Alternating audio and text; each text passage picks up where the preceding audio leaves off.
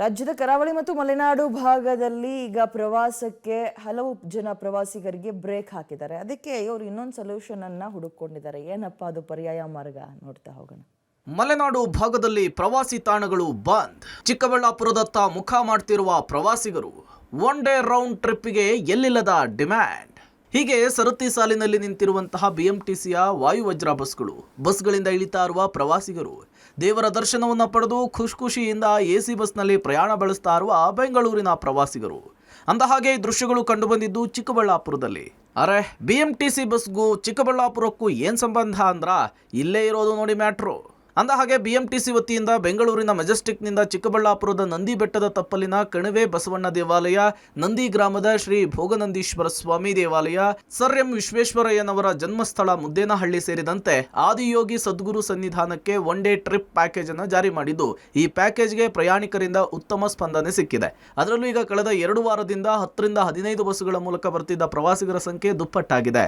15 ಬಸ್ಗಳಿಂದ 30 ಬಸ್ಗಳವರೆಗೂ ಕೂಡ ಪ್ರಯಾಣಿಕರ ಸಂಖ್ಯೆ ಏರಿಕೆಯಾಗಿದೆ. ತುಂಬ ಎಂಜಾಯ್ ಮಾಡ್ತಾರೆ. ಫಸ್ಟು ಫೈ ಬಸ್ಸು ಹಿಂಗೆ ಬರ್ತಾಯಿತ್ತು. ನಾವಿನ್ನೂ ಕಡಿಮೆ ಆಗುತ್ತೆ ಅಂದ್ಕೊಂಡ್ವಿ. ಈ ಸಮ್ಮರ್ ಎಲ್ಲ ಮುಗೀತು, ಕಡಿಮೆ ಆಗುತ್ತೆ ಅಂದ್ಕೊಂಡ್ರೆ ಇನ್ನೂ 20-25 ಬರ್ತಾ ಜಾಸ್ತಿನೇ ಆಗ್ತಾಯಿದೆ. ಒಳ್ಳೆ ರೆಸ್ಪಾನ್ಸ್ ಇದೆ. ಮತ್ತು ಬೇರೆ ಕಡೆ ಟ್ರಿಪ್ ಮಾಡ್ತೀರಾ ಅಂತೆಲ್ಲ ಕೇಳ್ತಾ ಇದ್ದಾರೆ. ತುಂಬ ಚೆನ್ನಾಗಿದೆ ಸರ್. ಒನ್ ಡೇ ಟ್ರಿಪ್ ಮಾತ್ರ ಬೆಸ್ಟ್, ತುಂಬ ಚೆನ್ನಾಗಿದೆ. ವರ್ತು ಅಷ್ಟೇ 550. ಮತ್ತು ಎಲ್ಲರೂ ಫ್ಯಾಮಿಲಿ ಸಮೇತ ನೋಡೋ ಪ್ಲೇಸಸ್ಗಳು ತುಂಬ ಚೆನ್ನಾಗಿದೆ ಸರ್. ರೆಸ್ಪಾನ್ಸ್ ಎಲ್ಲ ಸರ್, ಇದು ಬೆಂಗಳೂರು ಮೆಜೆಸ್ಟಿಕ್ಕಿಂದ ಶುರುವಾಗುತ್ತೆ. ಮಧ್ಯಾಹ್ನ 11 ಕಾಲಿಂದ ಫಸ್ಟ್ ಗಾಡಿ ಶುರುವಾಗುತ್ತೆ. 11 ಕಾಲಿಂದ 12 ಕಾಲ್ವರೆಗೂ ಮಿನಿಮಮ್ ಒಂದು 10 ರಿಂದ 20 ಬಸ್ಸು ಪ್ರತಿದಿನ. ಅಂದರೆ ವೀಕೆಂಡಲ್ಲಿ ಶನಿವಾರ ಮತ್ತು ಭಾನುವಾರ ಮತ್ತು ಗೌರ್ಮೆಂಟ್ ಹಾಲಿಡೇ ಏನಿರುತ್ತೆ ಆವತ್ತಿನ ದಿನದಲ್ಲಿ ಇದು ಆಪ್ರೇಟ್ ಆಗ್ತಾ ಇದೆ. ಅಂದರೆ ಈ ಸದ್ಯಕ್ಕೆ ಒಂದು 20 ಬಸ್ಸು ಆಪ್ರೇಟ್ ಆಗ್ತಾ ಇದೆ ಪ್ರತಿನಿತ್ಯ. ಮೊದಲನೇ ಪ್ಲೇಸ್ ಬಂದು ನಂದಿ ಹಿಲ್ಸ್ ಕೆಳಗಡೆ ಇರೋಂಥ ಕಣಿವೆ ಬಸವಣ್ಣನ ದೇವಸ್ಥಾನ ಹತ್ರ ಬರ್ತೀವಿ, ದರ್ಶನ ಮಾಡೋದಕ್ಕೆ ಅವಕಾಶ ಮಾಡಿಕೊಡ್ತೀವಿ. ಮತ್ತು ಅಲ್ಲಿಂದ ನೆಕ್ಸ್ಟು ಭೋಗನಂದೀಶ್ವರ ಟೆಂಪಲ್ಗೆ ಬರ್ತೀವಿ.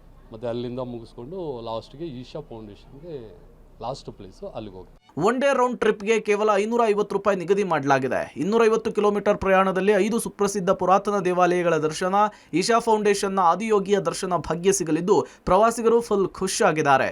ಸ್ವಂತ ವಾಹನದಲ್ಲಿ 5 ಸ್ಥಳಗಳನ್ನು ನೋಡುವುದಕ್ಕೆ ಸಾವಿರಾರು ರೂಪಾಯಿ ಖರ್ಚು ಮಾಡಬೇಕಾಗುತ್ತೆ. ಆದರೆ ಬಿಎಂಟಿಸಿಯ ಈ ನಿರ್ಧಾರ ನಿಜಕ್ಕೂ ಕೂಡ ನಮ್ಮಂತಹ ಪ್ರವಾಸಿಗರಿಗೆ ತುಂಬಾ ಸಹಕಾರಿಯಾಗಿದೆ. ಇನ್ನು ಕರಾವಳಿ ಮಲೆನಾಡಿನ ಭಾಗದಲ್ಲಿ ಭಾರೀ ಮಳೆಯಿಂದ ಪ್ರವಾಸಿ ತಾಣಗಳು ಬಂದಾಗಿರುವುದರಿಂದ ಇತ್ತ ಮುಖ ಮಾಡಿದ್ದೇವೆ ಅಂತೇಳಿ ಜನ ತಿಳಿಸಿದ್ದಾರೆ. ರೀಲ್ಸಲ್ಲಿ ಈ ಥರ ನೋಡಿದೆ, BMTC ಕಡೆಯಿಂದ ಈ ಥರ ವ್ಯವಸ್ಥೆ ಇದೆ. ಬಹಳಷ್ಟು ದೇವಸ್ಥಾನಗಳಿಗೆ ಕರ್ಕೊಂಡು ಹೋಗ್ತಾರೆ. ಹಾಗೆ Isha foundation night light show ನೋಡೋಕೆ ಕರ್ಕೊಂಡು ಹೋಗ್ತಾರೆ ಅಂತ, ನೈಟ್ ವಾಪಸ್ ಮೆಜೆಸ್ಟಿಕ್ಗೆ ಬಿಡ್ತಾರೆ ಅಂತ ಆನ್ಲೈನ್ ಬುಕ್ಕಿಂಗ್ ಮಾಡ್ಬೋದು. ಆನ್ಲೈನ್ ಬುಕ್ಕಿಂಗ್ ತುಂಬ ಸುಲಭವಾಗಿತ್ತು. ಭೋಗನಂದೀಶ್ವರ ದೇವಸ್ಥಾನ ನೋಡಿದ್ವಿ, ಆಮೇಲೆ ವಿಶ್ವೇಶ್ವರಯ್ಯ ಅವ್ರ ಮ್ಯೂಸಿಯಂ ನೋಡಿದ್ವಿ. ಆಮೇಲೆ ಯಾವತ್ತೂ ನೋಡಿರಲಿಲ್ಲ, ಗೊತ್ತೂ ಇರಲಿಲ್ಲ ಈ ಥರ ಒಂದು ಮ್ಯೂಸಿಯಂ ಇದೆ ಅಂತ. ಸೊ ಅದು ತುಂಬ ಹೊಸತರ ಚೆನ್ನಾಗಿತ್ತು. ಅವ್ರದ್ದು ವಸ್ತುಗಳು, ಆಮೇಲೆ ಅವ್ರು ತೊಗೊಂಡಿರೋ ಡಿಗ್ರಿ ಅವಾರ್ಡ್ಸ್ ಅದೆಲ್ಲ ನೋಡಿ ತುಂಬ ಖುಷಿ ಆಯಿತು. ದೇವಸ್ಥಾನನೂ ನಾನು ಸುಮಾರು 20 ವರ್ಷದ ಹಿಂದೆ ಬಂದಿದ್ದೆ ಭೋಗನಂದೀಶ್ವರ ದೇವಸ್ಥಾನಕ್ಕೆ, ಅದಾದಮೇಲೆ ಬರೋಕ್ಕೆ ಆಗಿರಲಿಲ್ಲ. ಇವತ್ತು ನೋಡಿ ತುಂಬ ಖುಷಿ ಆಯಿತು. ಒಟ್ನಲ್ಲಿ ಬಿಎಂಟಿಸಿಯ Bengaluru to Chikkaballapur one day round ಟ್ರಿಪ್ಗೆ ಸಖತ್ ರೆಸ್ಪಾನ್ಸ್ ಸಿಕ್ಕಿದ್ದು ಮಲೆನಾಡು ಭಾಗದ ಮಳೆಯಿಂದ ಮತ್ತಷ್ಟು ಡಿಮ್ಯಾಂಡ್ ಶುರುವಾಗಿದೆ. ಪ್ರಕಾಶ್ ಜೊತೆ ಮುದ್ದು ಕೃಷ್ಣ, ಪಬ್ಲಿಕ್ ಟಿವಿ, ಚಿಕ್ಕಬಳ್ಳಾಪುರ.